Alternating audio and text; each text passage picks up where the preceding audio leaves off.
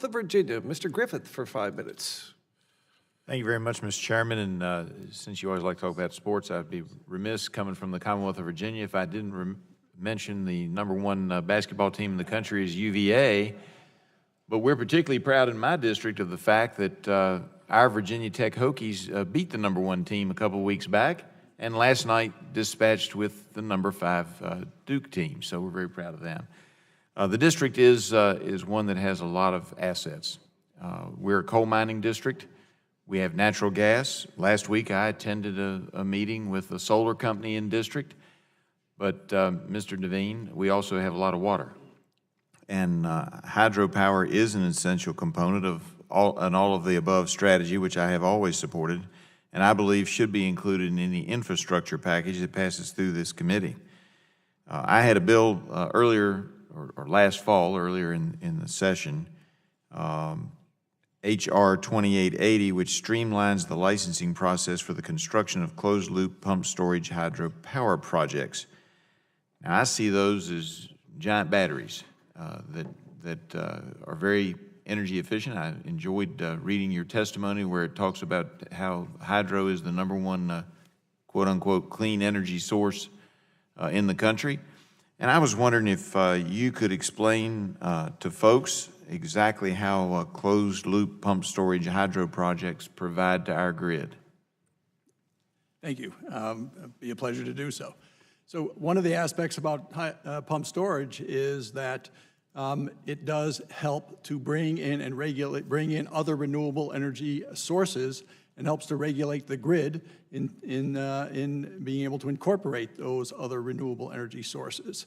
The closed loop part of basically what pump storage is that during periods, historically during periods of high demand, an upper reservoir would throw water down to the lower reservoir and generate electricity in doing that. And then during periods of low demand, base load stations like nuclear or coal would use energy to pump that water back up to use it at a more peak time. I think the role of pump storage is now changing.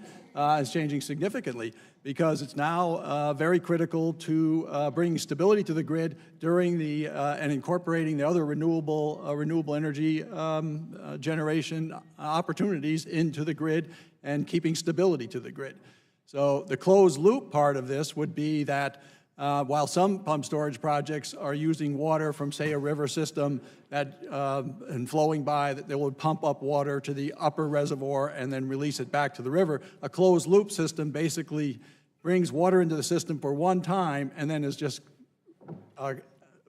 constantly moving that water back and forth between the upper and lower reservoir, and only takes a little bit of water then to make up for some evaporation losses. So that closed loop system, once built, basically operates by itself alone without any additional water flow or impact to the environment once built.